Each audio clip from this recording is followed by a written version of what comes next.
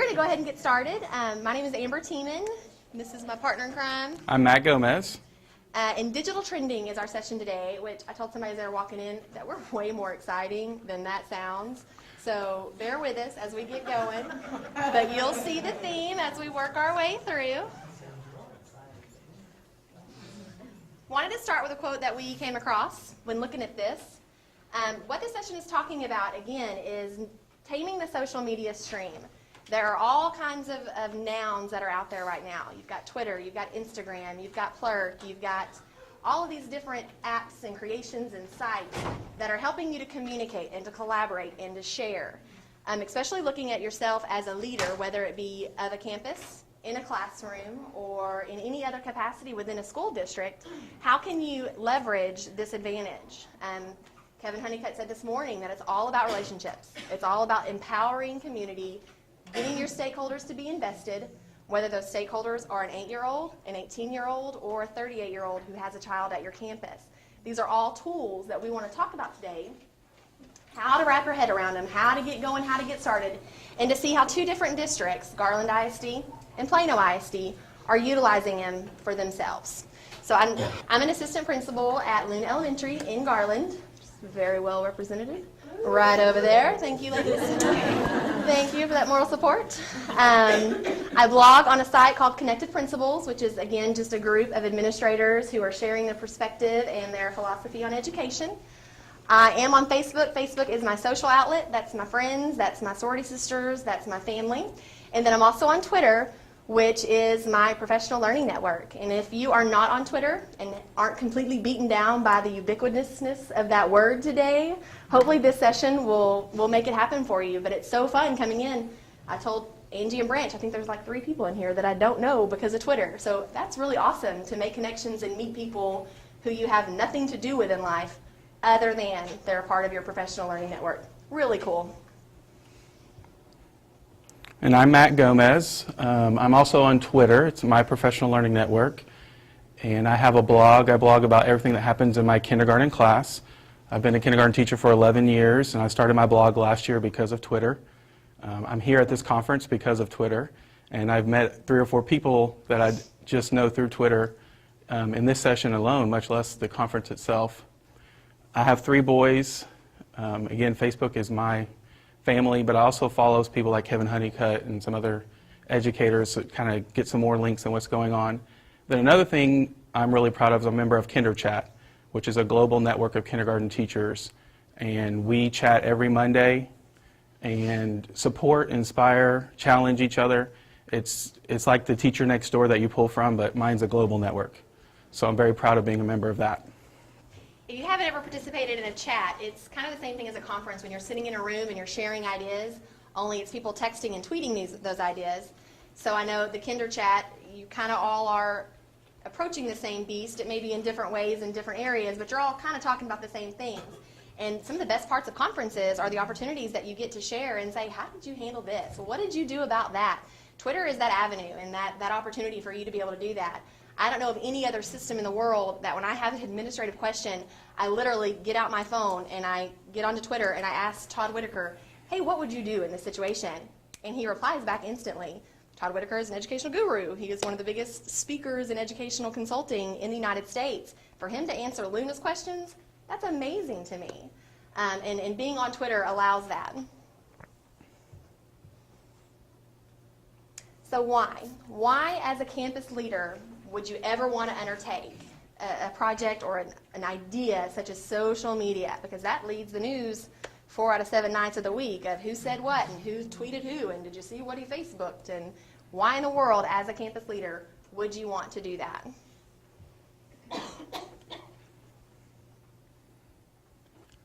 So the main purpose that I consider myself the main audience that I try to meet with our Facebook and our Twitter account. We're busy parents. We have 3 kids. My wife works. I work. We get the emails. We get the notes in the folder, but it doesn't always make a difference in what happens. And I'm invested in my child's learning, but it doesn't mean that things get swept under the rug sometimes. So the why is we're busy parents. How else can we meet them? I think it's kind of silly to say we're going to have one site we want our parents to get all their information from. The kids learn differently. They take in things differently. I think we need to understand parents are the same way. If you can meet 30% of your parents through email and 20% through Twitter and 50% through Notes Home, why not give those multiple avenues? One of the things to think about, and we're going to show you a couple of different ways that Twitter can be utilized. It's not always about sitting in front of the computer screen and watching a Twitter stream and focusing along those lines, because the first thing that an administrator will tell you is, I'm too busy. I'm too busy doing my real job while you're playing on the computer. Some of you are thinking it. I know you are. But that's okay. All this is providing another medium. The same way that when we developed a website and teachers say, well, why do I have to put this on the website? I'm already sending home newsletters. I'm already sending home these things. Why do I got to put it on a blog? Because it's 2012. And if you haven't seen the hashtags at the bottom of your favorite TV show, then you're real confused. You don't know where that's coming from. We're just providing and allowing for another medium. Am I going to reach every single parent via Twitter or via Facebook or via any social media? No. But it sure is a heck of a lot easier for me to scroll down my phone at my convenience than go through the Thursday papers that I look at on Tuesday afternoon because I got busy and I forgot. And then I realized the field trip was yesterday and I forgot to send money. Those are just the kind of inconveniences, not that I'm a slacker mom, but you just get busy and it's hard, especially as an administrator. How do you update? How often do you send stuff home? We got a paper count. We're trying to think green. We're trying to do all of these great and amazing, wonderful things. This is just one more thing that you're doing, but it's hitting a different medium. You're tapping into a different audience. These are the parents who are willing at 11 o'clock at night to get on and find and utilize. They can't necessarily email you as soon as they have that thought, or when was that field trip, or when was this money due. These are the kinds of reminders that, as an assistant principal, that I need to remind them. Don't forget Picture Days tomorrow. Don't forget it's Red Ribbon Week. Don't forget we're winning the can drive. Short, simple, concise. That's what Twitter is all about. So we have a few examples here. This is yours. Please note outstanding PTA winners. Thank you very much for that one of the things that we did this year was I made the claim that we were going to win the can drive. And I tweeted every single day. I tweeted all of our incentives. I reminded my parents, this is what we're going to do. We won the can drive, baby. Very impressive. But again, one of the family events that we had, I was standing at the front door and I was ushering people in, and one of the tweets reminding them of the family event that night was, hey, tickets are X amount at the door, but you can still get them in the office for this price. We've already sold X amount for the day. And as they were coming in, I heard a dad say, they've already sold 300 tickets to this thing. It's like, how did you know that, sir? He was like, a little bird told me. I was like, somebody's listening. I'm not alone out there. We should mention this is the Twitter account for. Oh, I'm sorry. This is my campus's Luna Lyons Elementary. What Garland has done this year is they've allowed a middle school, an elementary, and a high school to pilot this district initiative. So we're kind of the testers to see how effective it is, to see how the maintenance and the upkeep, to see if it is an effective means of communication. So this is just a page out of ours. And this is our school's Twitter feed. You'll see it looks much the same. We're the Hunt Hounds, so I tweet like the hound is talking sometimes. It's kind of fun. But one of the things I looked this morning, the Teacher Appreciation Week, I checked the link, and I'll show you, I use Hootsuite, and I'll talk about that more later, but that link had 49 clicks this morning. So 49 people were able to see not only the message, but actually open the link to see what that information was. So there's a way for you to track what's going on. But I think our content is kind of similar in what we're sending out, timely tweets on what's going on. So we'll move over to Facebook. And you'll notice that it redirects. So it redirects your attention back to the campus website. So you don't have to worry about necessarily saying everything that you need to say because you only have 140 characters. But what you are doing is providing a link for parents to get and access that information so that it's always consistently available. If you look at your favorites list sometime on your computer, how far down do you have to scroll to get to that one thing that you know and remember what it is? Well, this takes that out of the equation, because if I'm constantly and consistently retweeting my campus website link, my parents know exactly where to go to get information. It is a secure constant for them that they know if I go here, this is what I'm going to get, if that makes sense. They don't have to search for it. They don't have to sift through papers. They don't have to find the favorite. Any of those things, it's going to be a constant reminder, fostering that community and that relationship. One of the ties in, again, he's going to talk about Hootsuite in a minute, But everything that I post on Twitter, it also posts to our campus Facebook PTA page. Now, our district doesn't necessarily endorse Facebook pages for campuses, but it's PTA, doesn't count, right? It's not me, it's Parents and Teachers Association. So I keep it clean and I cross-post, and this is just, again, another avenue. How many soccer moms are not on Facebook? That's where they're all at. This is where they are. This is where they're communicating. This is an easy way, again, for me to just reaffirm the message that I'm sending. I was telling Matt today that one of the things, I've been at Luna for 2.5 years, and when I got there, one of the things that I really made a part of my message was the Lions. This is not what Lions do. This is not how Luna Lions act. I call my teachers Luna Ladies. I call them Luna Lions, and that was just a message that I constantly said. I tweeted it. I Facebooked it. And now you'd be so surprised to hear how many parents say, oh, my little lion is excited about doing this. Or our teachers refer to our campus in that way. And it's a part of building that climate, that community, that culture that we hear and we talk about so much. This just fosters it. This is the world that we're in, and it's definitely where we're moving. As a leader of your classroom, of your campus, you kind of have to jump in that stream because you're going to get left on the bank if not. And this is our Hunt Facebook page. Ours is actually sanctioned by the district to do. So shout out. We're one of the few schools in the district that are using it at this time, but I picked this on purpose because I found that the posts that parents interact the most with are the ones that aren't news updates, when I can find things that can draw them in as people, as parents. So the morning of spring break, I woke up, the morning we came back to school, and I was just dead tired thinking, what are the kids thinking? So I put on there, yawned 5 more minutes, found a cute picture, and we had quite a few parents interact with that. And it just helps, again, build that community that we're part of the community. We're not this elite group of teachers that we don't want your opinions or your thoughts, but we're people too. And so these kinds of things. Another one that I posted, we had a big thunderstorm a couple months ago. And that morning I posted how many of our hunt hounds ended up in their parents' bed last night. Well, not only did we have 35 likes, we had 7 or 8 parents commenting about, yeah, mine didn't, no, mine did this, and they actually had a little discussion about parenting. And so it's a place for them to come together and see that there's other things happening besides just news. Doesn't mean you have to use it that way. I think that's one of the things that we want to point out, that if you want it to be strictly news, if you want the amount of engagement and community involvement that you want your page to have is up to you as an administrator, as a school, but there's multiple levels and multiple options there. And there's something to be said for the multiplicity of the tool, the fact that you can utilize it and decide in so many ways. And when we start talking about where to begin and how to get started, that is something that you have to consider. Are you going to answer people if they talk to you on Facebook or Twitter? Are you going to choose that as a method of communication? Because we know how things can get misread or miscommunicated. So those are just questions in general to think about as you're getting started. When do we tweet and when do we do it? And this is, again, somewhere where we differ. The first question out of anybody's first statement they say is, I don't have time. I do not have time for one more thing. That's so much work. I don't know how to, no, I just don't have time for that. It's 140 characters to send a tweet. So that is sometimes a complete sentence, depending on how wordy I am. So sometimes I leave out my vowels so I can get more information in.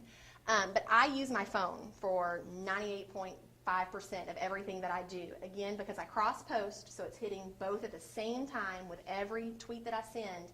But that's also, as soon as I get to school in the morning, I remember I'm laying in bed at 7 o'clock, don't judge, and I remember what's happening the next day. And that's a time and a place for me to be able to send that tweet, because that's, as a mom, where I'm going, okay, tomorrow's Wednesday, at soccer, and then daycare, and then this. I forgot about that. And that's a way my teachers are reminded of events and things that are happening. But I know that my parents are too. And so I do it more on a daily, event-by-event basis versus Matt.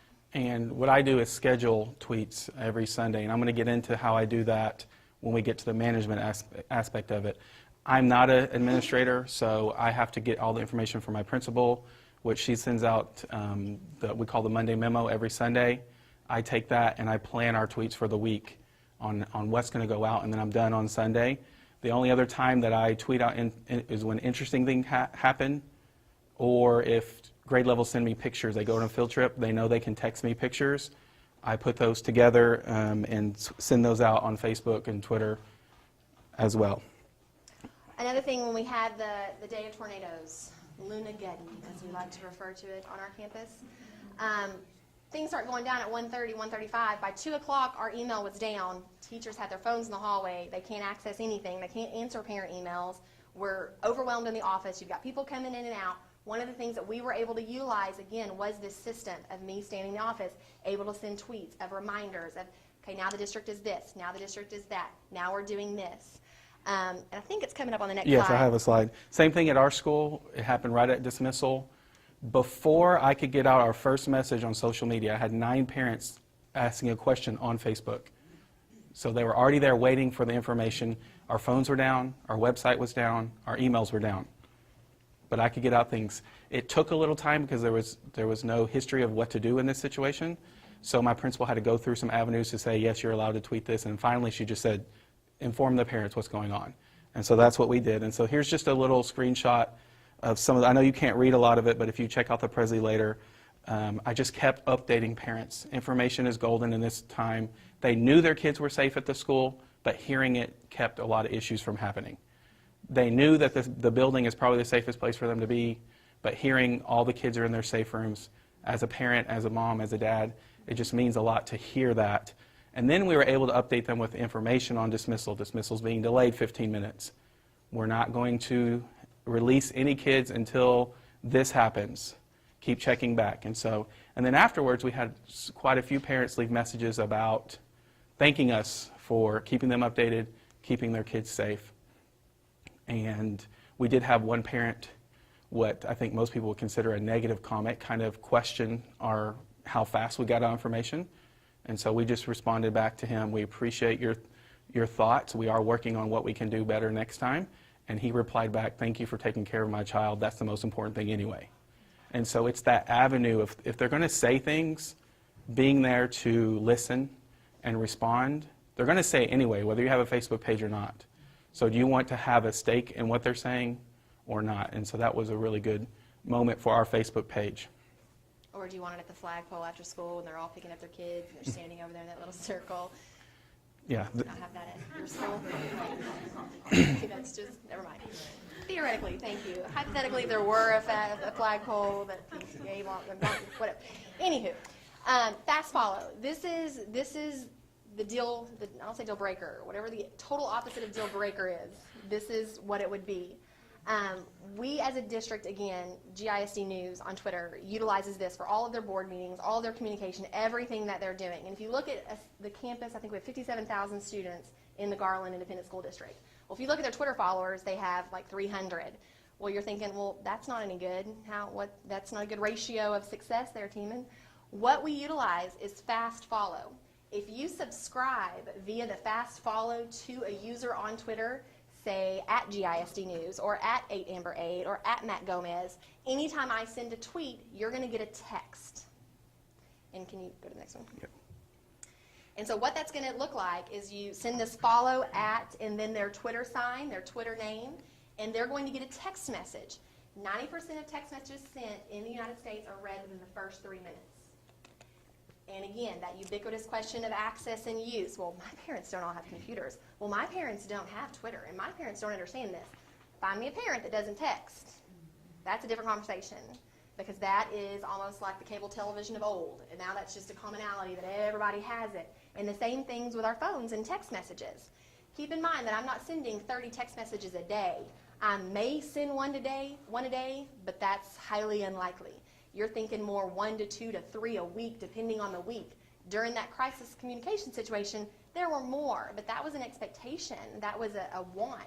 We had a fire a year and a half ago, and we live in a calm, quiet neighborhood. And when you have 3 fire trucks blaring in and an ambulance blaring in, and you see everybody bailing from the building during lunch, no less, thank you, timing, then you've got some concerned parents, and you've got phone calls coming in, and you're too busy trying to handle everything else. How great is it to send a text to your parents saying, we got this, it's all good, it's just over here in the kitchen, everybody's fine. It's just an easy, immediate way to share information. A text is short. Again, keeping with how much time do I have in life to send something. If I send a letter home, I have to find appropriate graphics. I have to check my vernacular and my grammar. I have to have it translated. I have to have it proofread by 4 different people because heaven forbid I have a typo in that thing. There's just all of these different hoops that you have to jump through. But it didn't take me 2 seconds to say, hey, it's picture day tomorrow. Hey, don't forget it's Red Ribbon Week next week. Hey, bring some more cans because we're going to win, y'all. Those are easy things for you to communicate and share. And it's that quick reminder that every principal or even a teacher, math test tomorrow. Don't forget field trip money. Sure are low on such and such. Wish I had some more baby wipes. Any of these kinds of messages that we don't need to send a whole sheet of paper home for, that we can send a text message and know that they get it. 90% in 3 minutes.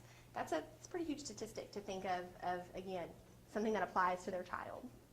And just to reiterate, you do not have to have a Twitter account at all for this. You don't even have to know what Twitter is. If you text the 40404, follow Hunt Hounds, you automatically get all the text messages. So it is very easy for parents to do. We've found that we can hook parents onto this in 5th grade with our 5th grade trip where they go overnight. The parents want updates on what's happening. And so as soon as they arrive at the campsite, we tweet out they've arrived. We send pictures all week. And so we're trying to see what can we do at the kindergarten, 1st grade level to get more parents on board with a fast follow. Because Twitter is kind of a niche market when you're looking at, but this makes it a game changer. Like shoot. Thanks, Matt. All right, management. So I'm going to talk a little bit about how I manage both of our accounts. I use Hootsuite. It is free to use. I can see everything in one place. I manage multiple Twitter, Facebook accounts there. It does cost money for you to have more than 3 accounts. So I have a pro account. I think it's $5 a month, but you don't need that for managing one account. This is what it looks like on my phone. So I just want to point out some things. You can see I have my Twitter and my Facebook are the first 2 icons. Ed Camp Dallas, which if you know nothing about Ed Camp Dallas, please write it down and Google it. We're going to be having some great professional development there. My class Twitter account is the Texas, our Hunt Hounds, and then I do our church, several of our church accounts. So I'm able to manage all of that from one place. I type in the message, I click the icons I want it to go out on, press send, it goes to Facebook and Twitter at the same time, I'm done. These 3 top black squares are the only ones I ever use. Add a photo, simple as adding a photo from my phone. I do almost all my tweeting from the phone as well. So when teachers send me field trip from 1st grade, I add the photo. Scheduling, we're going to talk about next. You can schedule the tweets to go out anytime you want. And then the last one's translate. So if you have a high population of Spanish-speaking students, I know my friend Matt Aaron, he sends them out double. He'll send a regular tweet, translate to Spanish, resend it, and it goes to both in both languages. Is that just for the iOS device? Yes, that's what it looks like on the iOS device. I think Hootsuite's available on all devices, though. But that's actually the iPhone. And it's PC. I mean, you can do it from your PC as well. Yeah, and that's what this one is. So here's what it looks like on my computer. What I talked about on Sunday. Sunday night I go to school. I get all my stuff ready every Sunday for school. While I'm there, one of the things I do, I spend 10 to 20 minutes scheduling our tweets for the whole week. I go down the list of everything that's happening for the week. I put the message in there. I add any links I want to add or photos. I schedule it on the calendar. I have found for our parents that 6 in the morning or 8 o'clock at night seem to be the best times to send these things out. First thing when they wake up, if it's something like character dress-up day, just a reminder, wear green day. Or the night before, if it's something big like sack lunch day, you need to get ready. I found between 8 and 8:30 is when parents get the kids to bed, and it's still on their stream when they come in there. So that's my personal thing. I would just play with it and see what you think works best for your school. You can schedule them, I know as far as a year in advance.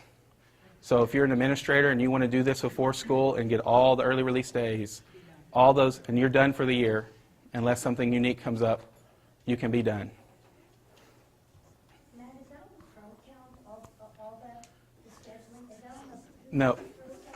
The only thing the Pro account gets you is it allows you to have more than 3 social media networks, and it allows you to work with other people, like if you have a business. It's really set up mainly for businesses. But everything that I'm talking about, you can do with a free account.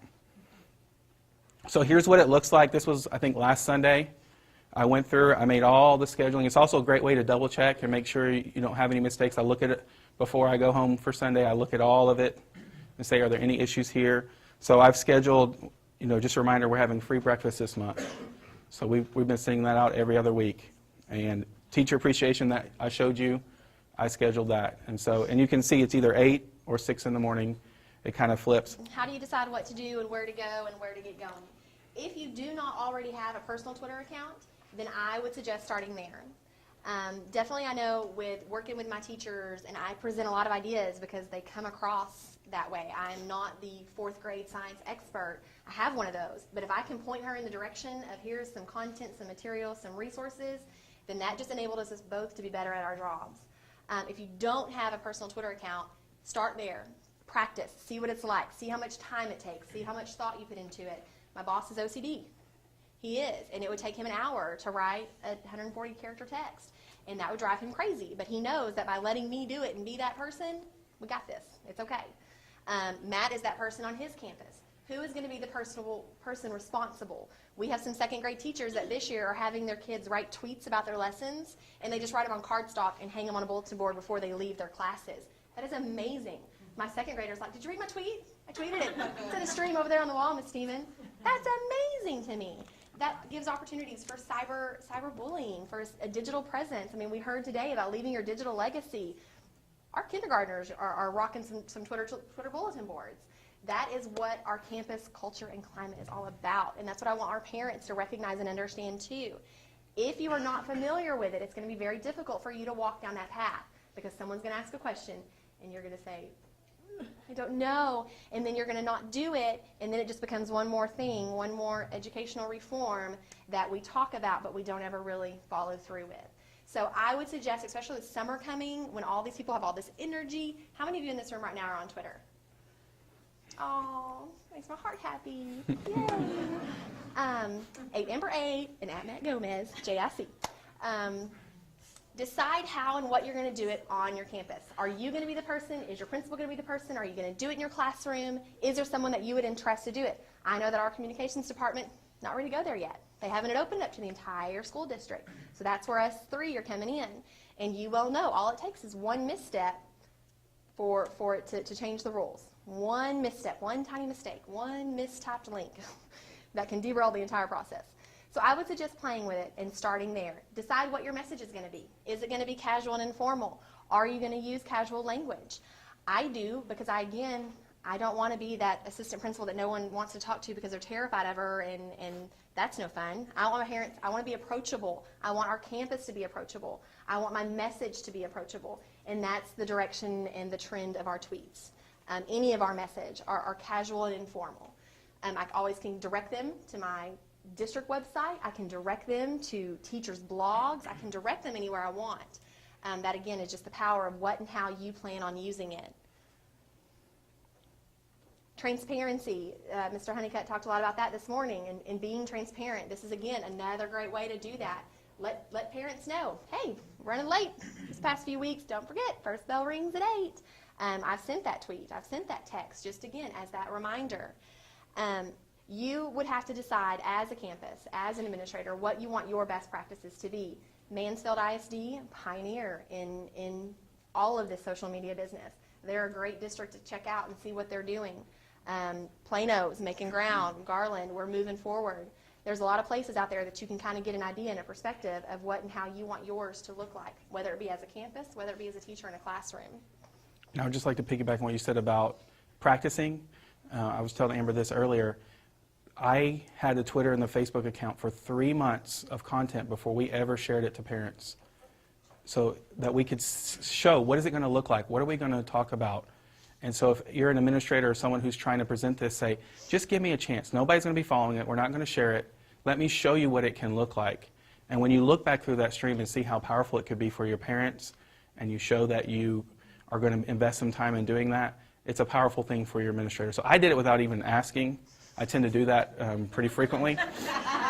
So I set up our Twitter account. I set up our Facebook account. I did it for 3 months, and then I went and said, look how powerful this tool is. So like Kevin Honeycutt was saying this morning, just talking about the process instead of the tool.